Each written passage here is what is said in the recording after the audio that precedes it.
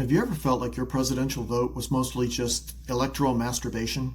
Like you showed up and did your civic duty, you got the sticker, and then the state just dropped your vote into one giant red shitter and flushed it before the sun even went down?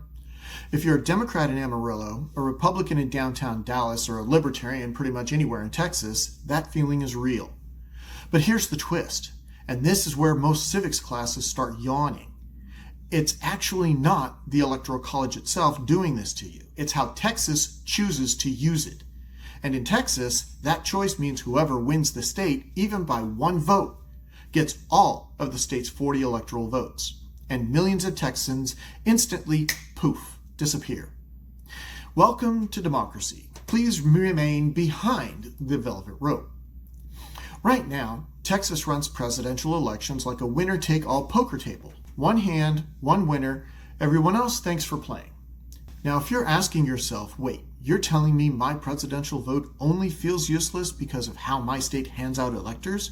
You'd be on the right track.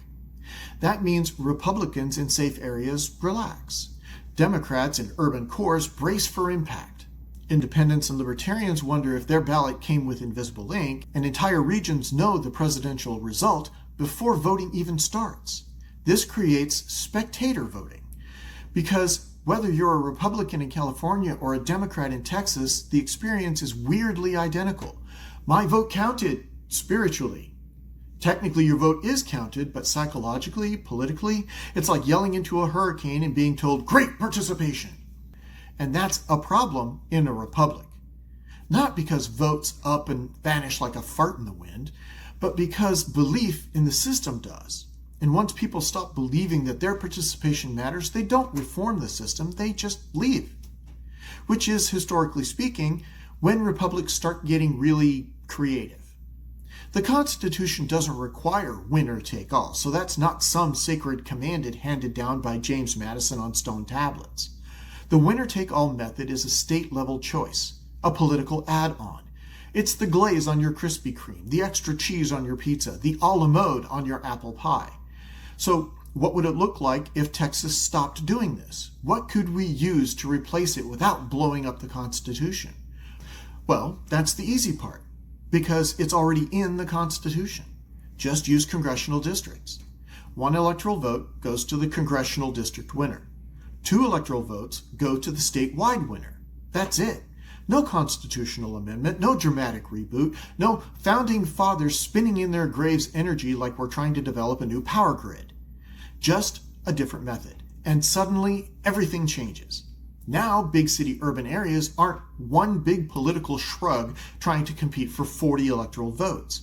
Instead, they're competing for 1 electoral vote in a localized area. Suddenly, Dallas, Houston, Austin, San Antonio, and El Paso matter. The Rio Grande Valley matters. Hell, even the Panhandle matters. Shocking, I know. Even if Texas stays red statewide, Democratic-heavy districts would still generate real presidential influence. And if this were adopted in blue states, the same would apply. Republican voters in deep blue states like California and New York, they'd finally matter too. It's almost like representation works better when you actually represent people where they live. Wild concept, I know. Quick, someone alert the 18th century.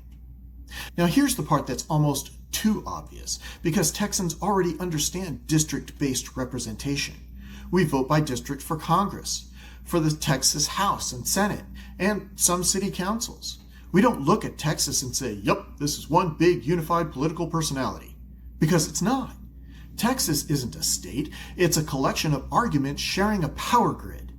There's urban Texas, rural Texas, suburban Texas, border Texas, oil and gas Texas, college town Texas. These are not the same political ecosystems. So why does presidential representation continue to pretend that they are? A district-based system doesn't create division. It acknowledges reality, which in Texas politics is usually the first thing they don't want to acknowledge.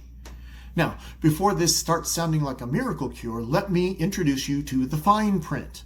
This only works if districts are fair. And if you've seen a congressional district map lately, you already know where this is going.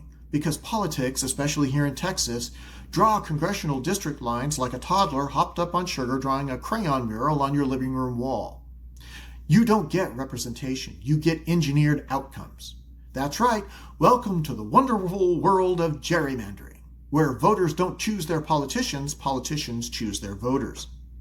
So if Texas ever moved to this system, it has to come with guardrails like independent redistricting, compact and logical maps, fewer split communities and counties, and transparency in the whole process. Otherwise, you're not fixing the system. You're just changing the illusion from Houdini making an elephant disappear to Houdini making a different elephant disappear. Same magic trick, different lighting. So here's the bottom line. If your presidential vote feels useless in Texas, it's not because the Constitution is broken beyond repair. It's because Texas uses a winner-take-all shortcut that turns a diverse state into a single political headline. And headlines don't represent people. They summarize them. So could this work in Texas? Absolutely. The barrier here is not the Constitution, and it's not procedure or timing.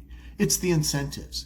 Because election rules don't usually change when they're unfair. They change when the current rules stop being useful to the people in power. A district-based system wouldn't flip Texas blue.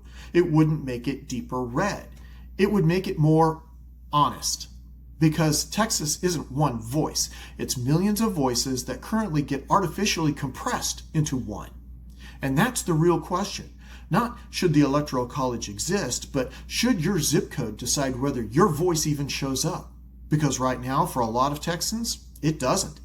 And that's not a democracy problem. That's a design choice.